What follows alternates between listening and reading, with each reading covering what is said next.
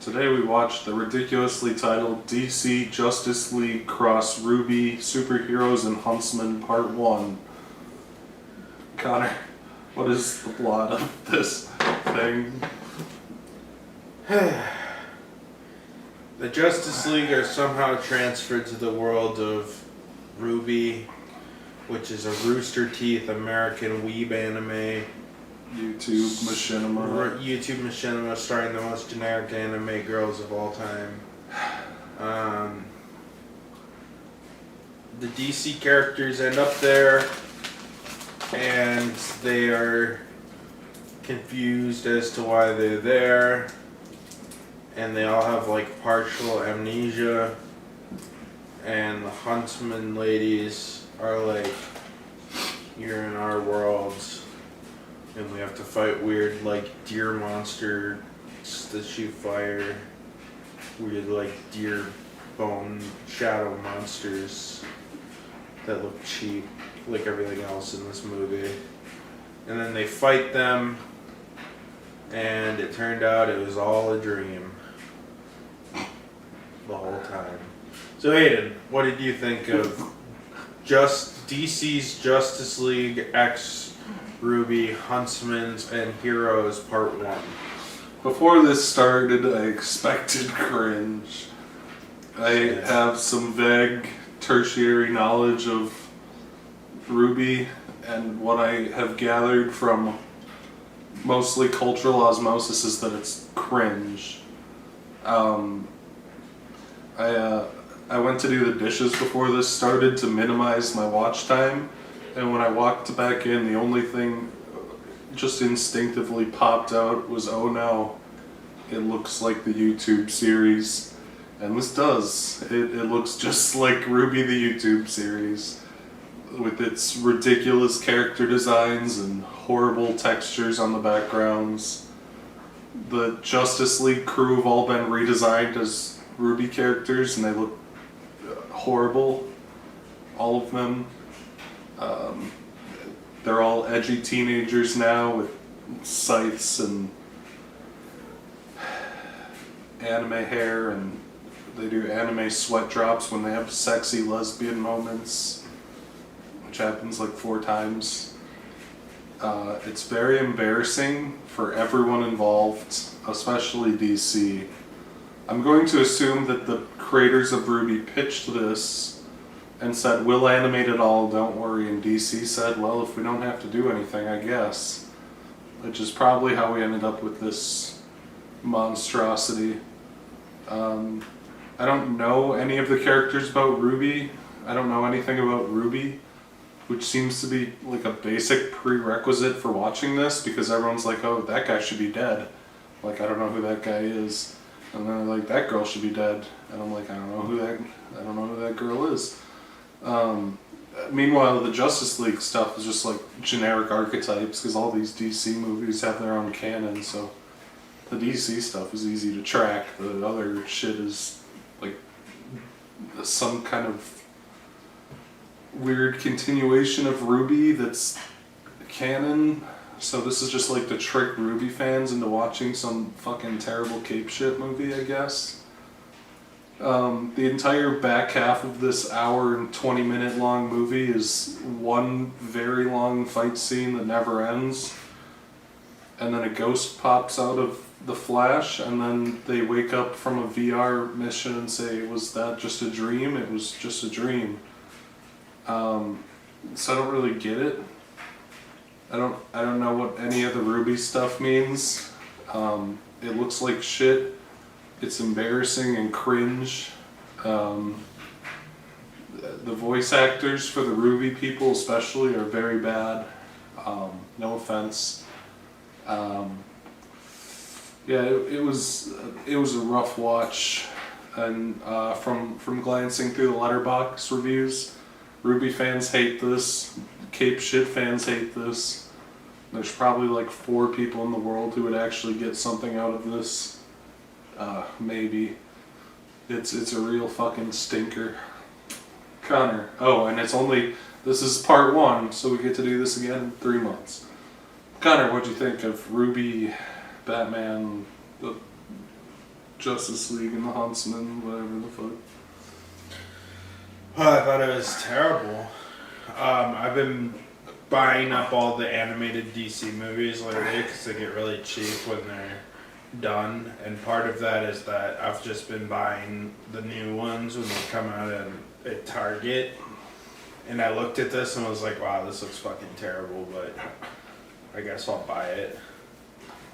2023, gotta get the reviews in. So I watched this movie with low expectations, and my expectations were shattered on how low expectations could possibly get. It's animated like a cheap Nintendo Switch game. That's what the graphics look like. The frame rate is like a bizarre 12 frames per second because it's cheap. And all of the textures look like one of the 3DS Pokemon games. Like that's how the world looks, where there's no texture on the grass. It's just green. It looks like it was animated in that new Microsoft Paint 3D you can get on Windows 10. It looks like shit, basically. From a story perspective, they flubbed the characterization of the Justice League characters entirely, which is hard to do. It should be pretty easy. Yeah, but they're teenagers. That's why they're completely different. They've become teenagers, and all of the dialogue is fucking crap, generic crap. The writing is fucking abysmal, especially from a dialogue perspective, where everybody just says the cheesiest, most cliched lines. I like how Batman's horny for the white one. Yeah, Batman's super horny in this and loves being a teenager because he's so horny for one of the girls from RWBY. It's just fucking awful, man. There's nothing good about it at all. And I'm normally I think these DC movies can be hit or miss. I tend to softball these DC movies if they have an interesting idea. This one does not deserve that. Yeah. I'm not expecting the best animation from these, and maybe if the story was compelling and set up these RWBY characters better for the DC fans, but they sell this shit at Target. You should be able to get a baseline understanding of who these characters are. Even if you don't fully recap their arcs entirely, give us a better idea of their characterizations. Well, the red one is the leader. The red one is the leader. The blonde one is a lesbian. The black-haired one is a lesbian. The white-haired one is horny for Batman. Yeah, but all of the characters are the same. And everyone else is dead, apparently. And ghosts, cyber ghosts. Right. Everybody's the same character. All of the ladies from the RWBY cast could easily be interchanged, and same with the DC cast. They have the powers of the DC characters, but they're so poorly written and misunderstood that it's just there's no depth to it. If you're a RWBY fan and not a DC fan, you're gonna be very fucking confused about these DC characters. And if you're a DC fan, you're going to be really weirded out and confused by these RWBY characters. And I don't think there's a big crossover of the fan bases, so 99.999% of people who watch this are going to be like, what the actual fuck are these characters? And that's assuming that the RWBY characters are even correctly characterized, because the DC characters are so poorly characterized that...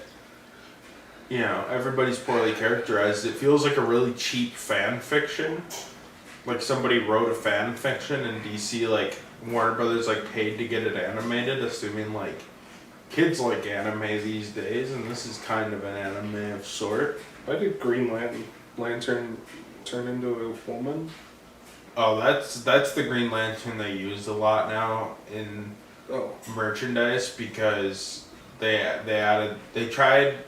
So there were like the core Green Lanterns that were around forever, which is Guy Gardner, Kyle Rayner, Hal Jordan, and John Stewart, and Alan Scott, but he's not really a Green Lantern.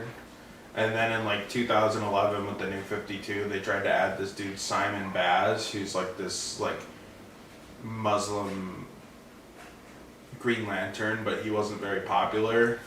And he was like black too, and like they're like, what if he like used to be a gangbanger and he like used his Green Lantern rings to like make pistols? It's like, so that didn't really work out for him. So then they made a Green Lantern that was a chick, and she is marginally popular and can add some. So they turned her into a sexy underage anime girl for this movie. Got it. Yeah. So I don't know a lot about either of them because I kind of stopped reading Green Lantern after Jeff Johns ruins the mythos of Green Lantern.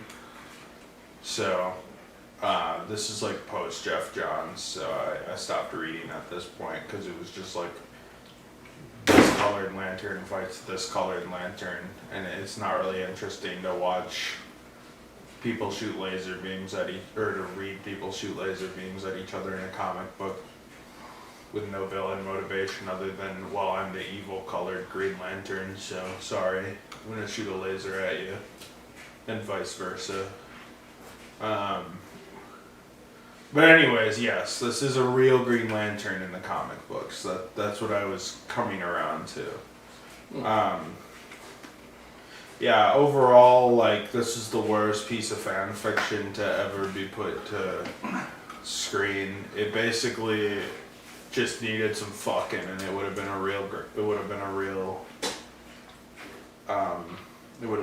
fan fiction, but unfortunately they had to cut that shit out. That was probably part of DC's stipulations in giving them you the need to rights cut to out. use any DC character. You need to cut out the scene where all the RWBY women eat a bunch of burritos and start making stinky braps in Batman's face. Yeah. Also, like, whatever, I can't even talk about this movie anymore, I don't care. Aiden, would you recommend Justice League X RWBY, Heroes and Huntsmen, Part 1? I think even if you're one of the 24 people who's a fan of both of these properties, you're probably not going to like this from what I've gathered. This shit makes no sense to me because I don't know what RWBY is. It's bad.